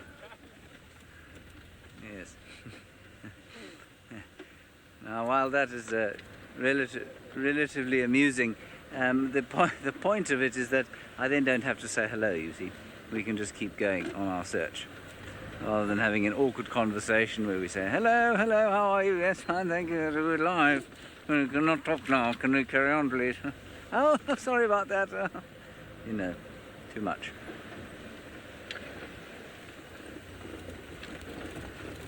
Oh dear. I can't believe it. Herbert has just found a leopard where we were. Sorry, Herbie, I missed that. I've just been past Gallagher Pan. What have you got there? I can't believe it. Copy, I'd like to make my way if I can. Herbert has managed to find HOSANA where we were looking. This does not surprise me greatly because Herbert is a genius. Apparently he can't see him very well, so we will slowly wind our way up there and we'll see if we get lucky. I think he went for a little walk around the pan, around about where we were looking at those around those birds. Anyway, we'll see what we can do. Remarkable man, that. Absolutely remarkable. Otherwise, things have not been massively successful. I see that Andrew did not come from Trindam, so that's where we will continue to go. Gemma, yes, Murphy's Law and Herbie's skill is basically what happened there. I'm not sure that it was too much of Murphy, probably much more of Herbie, and not enough skill brought to bear by myself. Anyway. Miss Anna, you say I need glasses. Yes, quite possibly. I actually don't have short sight, but maybe some glasses would help. It would be quite useful if I could have some leopard spotting glasses. It was slightly embarrassing when that happens. Of course, I didn't have to confess it to you, which I probably shouldn't have. Right, we're at the waterhole now. What is there? Any of our characters for Safari Lives? No, just a duiker, which is now almost certainly going to run away. Yes, there it goes. Running away. Oh, no, caught in no man's land. Now what do you do? What are you going to do? Eat a jackalberry fruit. Thank you, Senzo, for your levelling skills. Anyway, the sun has now set. That sort of dusk breeze has begun to blow. And as the duiker makes its way out of frame, I think we're going to make our way back towards where Herberto has found HOSANA. There's a very fine-looking duiker ram. Yes, you thought you heard me say that, didn't you? We don't often see them this confidingly. I think he thinks we can't see him. There are a lot of these things around, and you don't realize how many until you drive around here in the dead of night, flashing your spotlight from side to side, because then you realize that there are hundreds and hundreds of duiker around this area.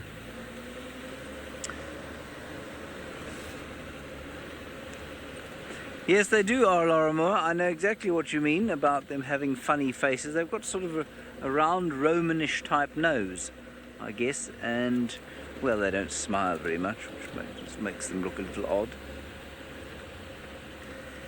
Right, there's nothing drinking here. Let us head straight for the pan where HOSANA was. In the meantime, Sydney is also still driving and searching. Let's go across to him.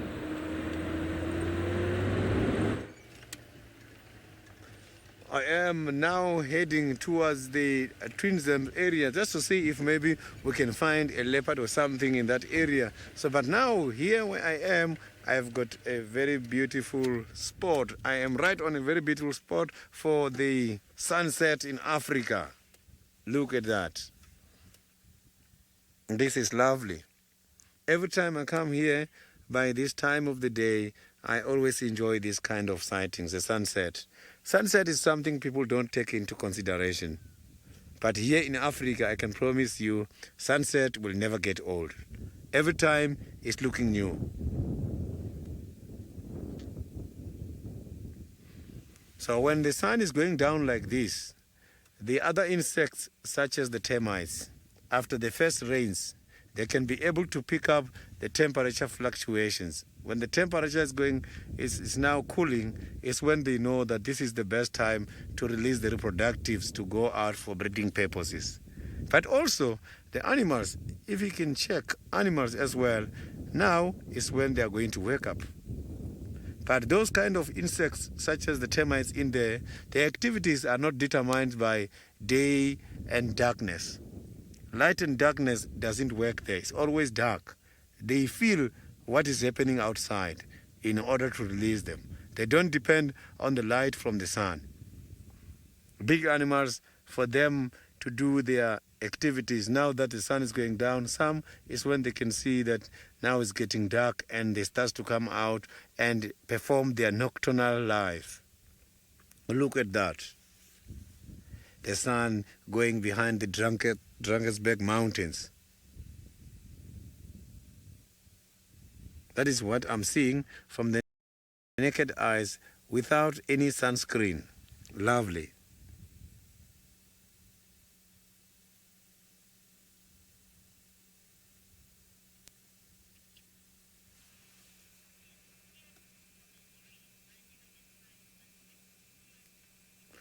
Tears from a dream. You are exactly the same like me. Sunset to me is always very, very interesting. So now I am going to go down towards the Twinsdale area and see if I can find something interesting. Maybe I'll see a leopard. I'm missing THANDI and TLALAMBA. Not too sure if James is winning on that side.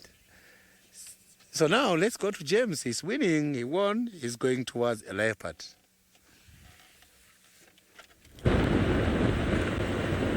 We're on our way at high speed up towards the Galago Pan. With any luck, we will still have a view of HOSANA, who I think is having a drink at the moment.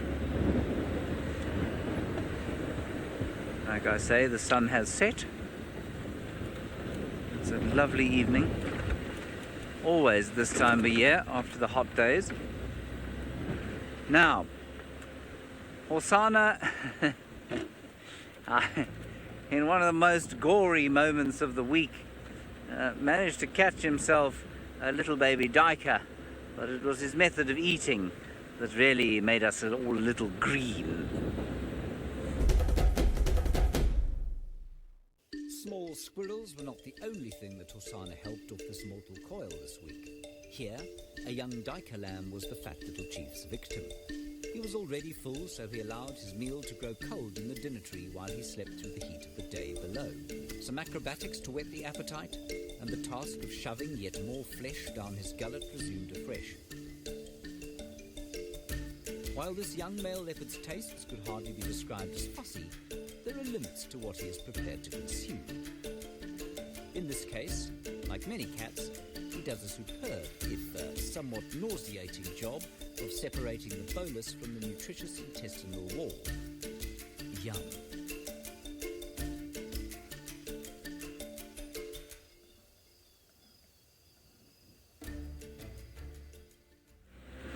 Now that clip didn't quite show the full extent of what he was doing there. It took him, I would say, a good 3 minutes or so to suck or push if you like, all of the bolus through the stomach lining, and then it kind of made a disgusting squelching noise and fell onto the floor, which we didn't think would be appropriate to show you. We all felt very ill afterwards, but you can see that he does certainly have some interesting tastes, but that no cat is prepared to eat the muck that comes out of their prey's stomach. Fair enough. I wouldn't either, but they certainly are fans of haggis, which is basically what they ate there. I'm just going to quickly talk to Herbert. Herbie, I'm on quarantine.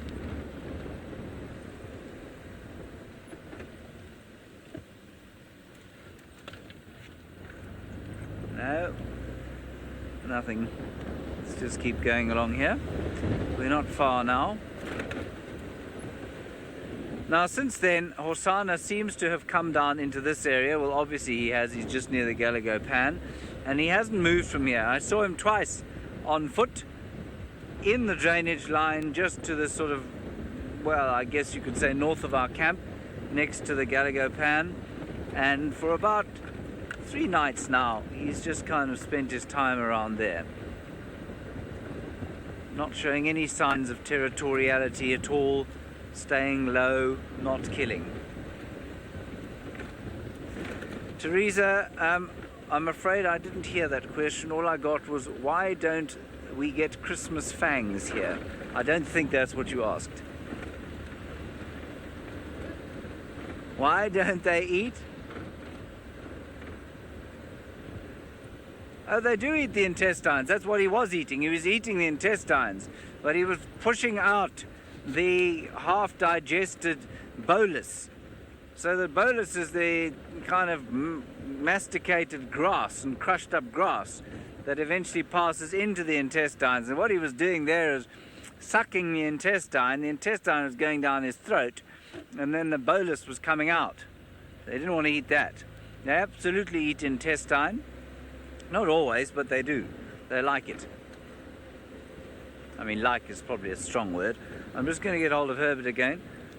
Herbie, what's my best approach from our camp? He's still at the pan. Copy, thank you. You're not too far from there as the crow flies, but it always strikes me that this next road takes an inordinate amount of time to get along as it winds.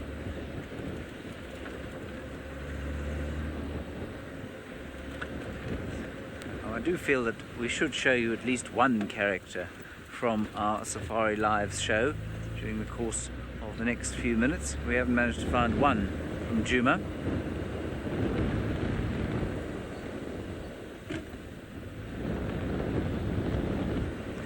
Tom, I'm sure he's physically capable of sawing. He certainly hasn't sawed yet, as far as we know, but he would only saw if he was trying to be territorial, which he isn't yet. He's not really old enough for that. Interestingly, Michael Fleetwood, who you might know, is a very avid viewer and follower of our animals all over the place, and he found some record of what he is fairly sure is hukumuri as a cub. Looked to me around about 10 or 11 months old in, when was it? It was 2013, which would put hukumuri, this young male leopard, not at 6 years old, but at maybe just 5.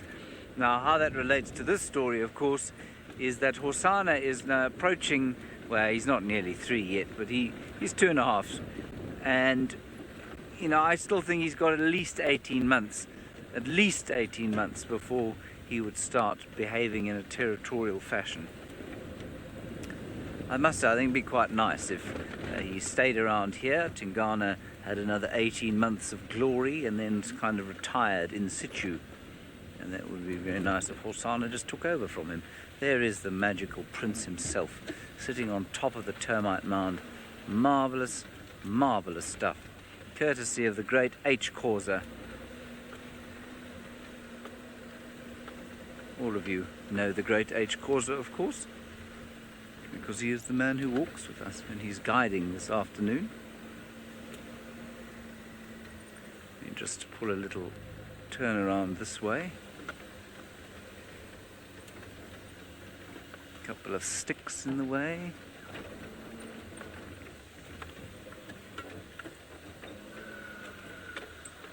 NKUHUMA.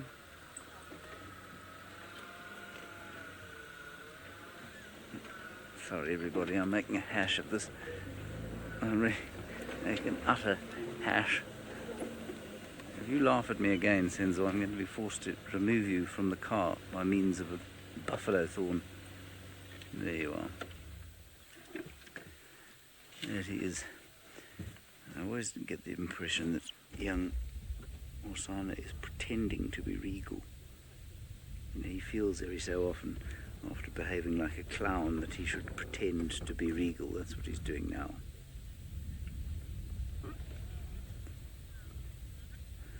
Proud cat, Mama, I do to a certain extent. I think that all these cats get a little bored from time to time, especially as youngsters. And because they're so young, and because he doesn't have siblings anymore, well, he wouldn't really be with a sibling at this age anyway. But yes, I do think that he does, to a certain extent, get bored.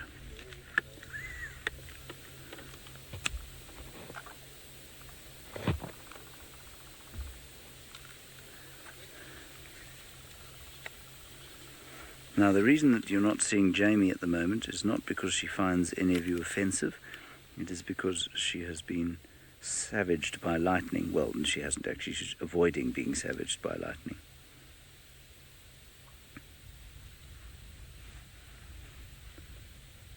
Isn't that a lovely picture of the young prince? I had to take my camera out and take a picture of the guests on the other vehicle because they were taking a picture of us.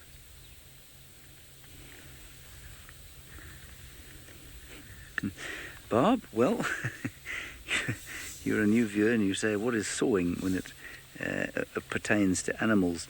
You've only heard it used pertaining to construction or carpentry. Well, that's very logical. The answer is that it's a sound that leopards make that sounds like a saw cutting through wood.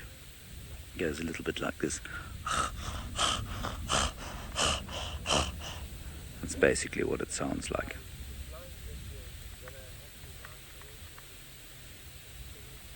And he is not sawing yet because he's not a territorial male. He's just lurking in his dad's territory at the moment, and we are so grateful for his lurking in his dad's territory. We see him almost on a daily basis and thoroughly enjoy his antics. Yes, our Laramore, his paw pads are very special. I don't know why they're special. I couldn't tell you what it is about them that makes me feel or agree with you that they are special, but they most certainly are very special paw pads indeed. As is his tail. Wow, his whole makeup really. Fantastic cat. So he's been sleeping very close to here while I was bemoaning the Cape turtle dove and the two Natal spur fowls that Senzo did his best to create an entertaining segment from. Well, he was not far from here.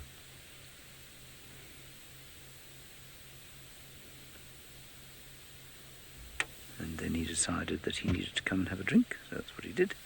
And now he's lying on his termite mound, attempting to be regal.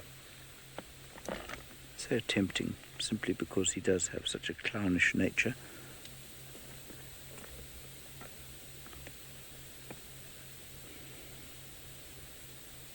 There we go, heads up, he's listening to the call of the Scops owl. Broop, broop. He's clearly a leopard who likes a bit of birding, a bit of ornithology.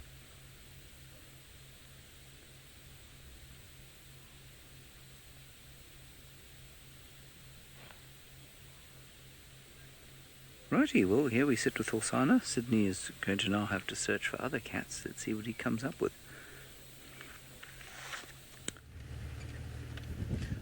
I am now heading towards the Treehouse Dam just to go and see if maybe I'll be lucky with THANDI and TLALAMBA, as the last track of these two cats, they got disappeared somewhere in that area. And these cats, they are depending on these water holes. If now HOSANA is by the pen, maybe THANDI and TLALAMBA are depending here by the Treehouse Dam, unless they're also going to the same place, because this week there has been quite a lot of interaction of these cats all together by the dam camp. So I'm not sure if maybe these two will also go there in order to join HOSANA.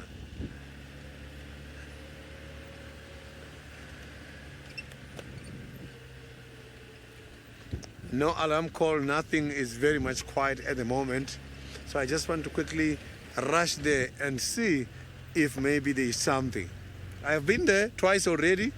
I've been there in the morning, and then I've been there again just before I started, but I didn't see anything.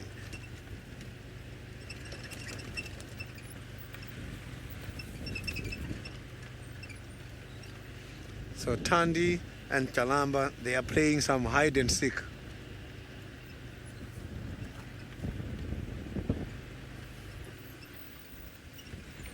But sometimes, let's go back to HOSANA. Maybe I'll find something when I get there.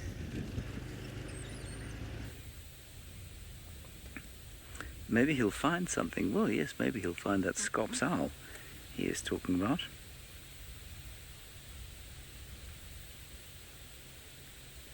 But maybe he won't.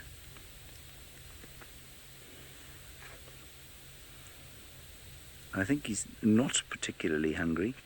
He hasn't had a Sunday roast yet, but I don't think that he's after anything right now. Angelina? Yes, absolutely. Termites would bite him on his bottom if he lay upon an open chimney where there were soldiers guarding the entrance. They would most certainly bite him on his bottom, and he'd go, ooh, like that. You'd see him go, ooh, and then he'd probably move from where he is now. But there are no termites currently building chimneys on this mound. This mound may in fact be dormant. There may not be any termites in it at all.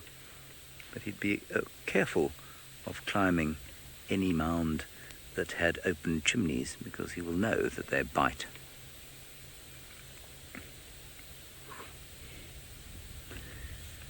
Now, DG Photography, as he looks over the top of our heads, I wonder to perhaps if his father is not approaching from the other side. This is going to be very interesting. DG Photography, he will most likely retain that pink nose, yes.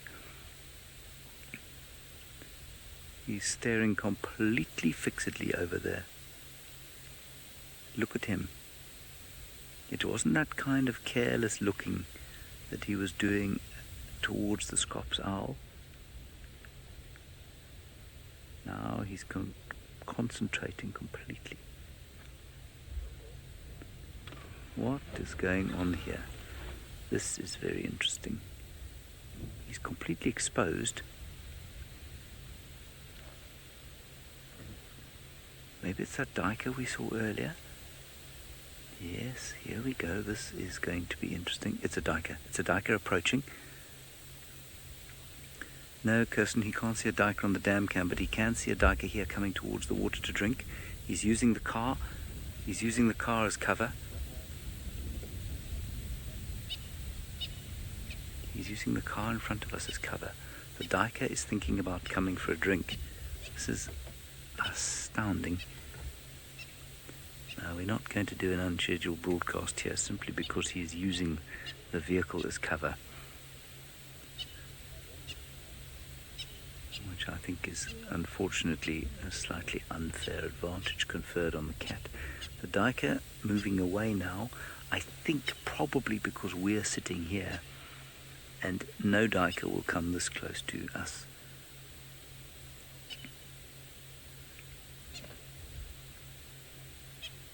But clearly he's thinking that that would be quite nice to eat. Can't see the duiker anymore.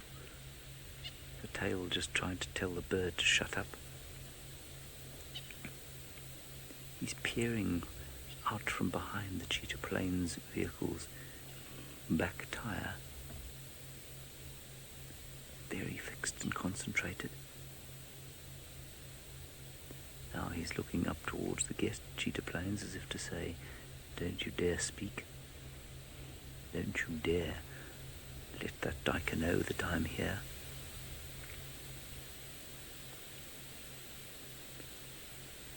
Now, I'm pretty sure that duiker would have come to have a drink if it hadn't been for us here. There he is. Now he's going round to the back of the car to see if he can't get himself a gin and tonic. No, he's not really doing that. He's going to go round and see. Let's see if we can't get one last look at him. I don't want to move. Oh, there we go. What a magical cat. Look at that. Isn't that a beautiful pose? He is a poser as well as being a clown. Alrighty, we're going to move around the side. He is seeking cover. He is hunting the duiker. Let's just wait and see what he does first from here.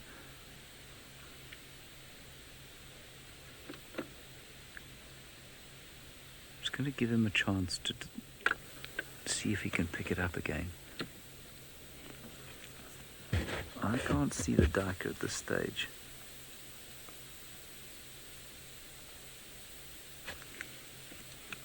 But we can still see the cat. You can still see HOSANA. So let's just stay exactly where we are, actually.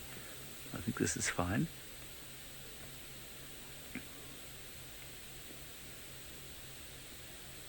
Can't see the duiker. He can, I think.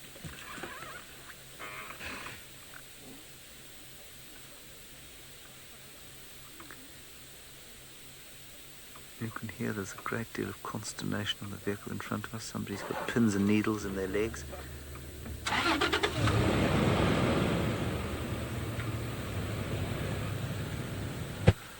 We've still got a nice picture of him. I don't think we're going to... Should we move a little bit? I'm just going to put ourselves in the middle over there. I can still see him. Let's just put ourselves in the middle here. We've got a long-range lens, so we don't have to get very close. But in order to get any light on him with the infrared, we might have to be a little bit closer. Right, we're going to stop over here. No, I'm afraid, everyone, we don't have the FLIR. Older Sidders has got the FLIR on his car. So we've just got our eyes and infrared.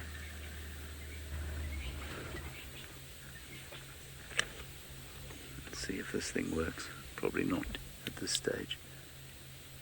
We have got also an infrared torch, which casts a slightly more concentrated beam of infrared light, but it's not going to work at this distance. We're just giving him some space. No idea where the duiker is. I think he does. Yes, Eddie, he does have swagger, I have to agree. He's a show-off, basically. He's a clownish show-off. Now, where's he going? This is now not after the same prey.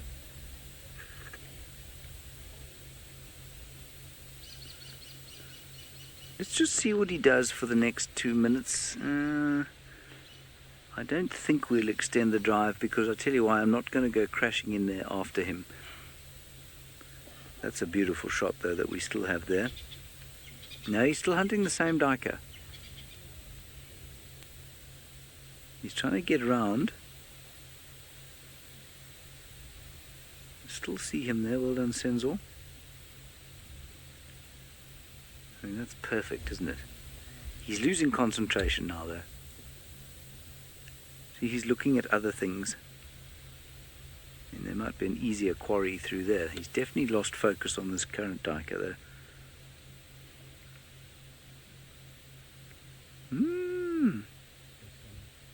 He's got something through there.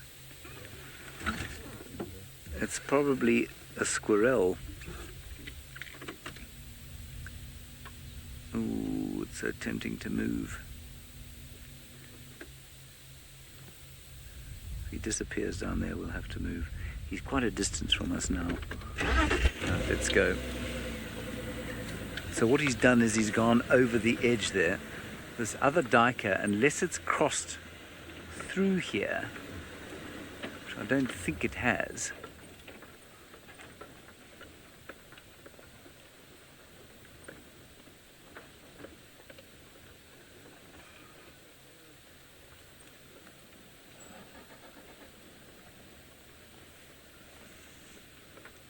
All of you wishing him well in his hunt.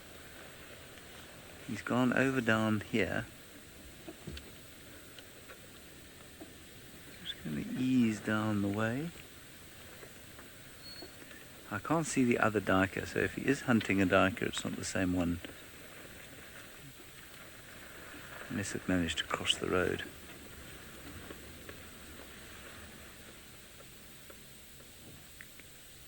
Yeah, I'm not going to follow him in there, everybody. He's obviously on the hunt. Can you see him in there?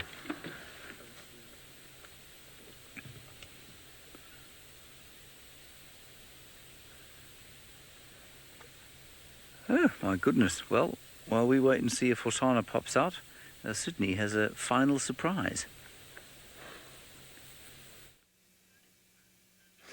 Look at that, I'm very lucky with Tingana. You can see Tingana is right here now trying to relax next to my vehicle. Look at this, this is very beautiful. He was doing some hunting activities and I could see that he was watching a hyena disappearing just my right hand side. Look at Tingana looking at my comm operator. You can see that the ears are very much wary. He is up to something. So Tingana has been hiding in the area where I've been during the day looking for THANDI and TLALAMBA.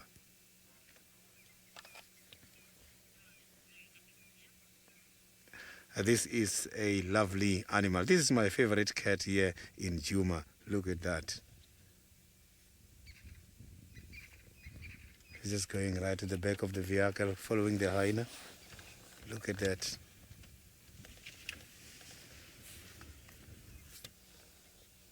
Slowly moving towards that side. A good afternoon, all stations. This is Sydney. I've got Tingana, Filmons Deep.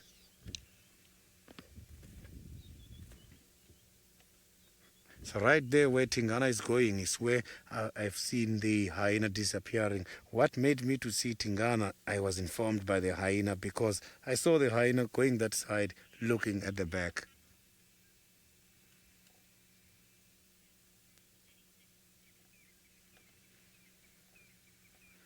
You can see that he is slowly moving towards the... He is interested on something at the moment. He is hiding right behind a pole. He is hunting. Thank you very much for all your questions and comments. And let's meet tomorrow at 6:30.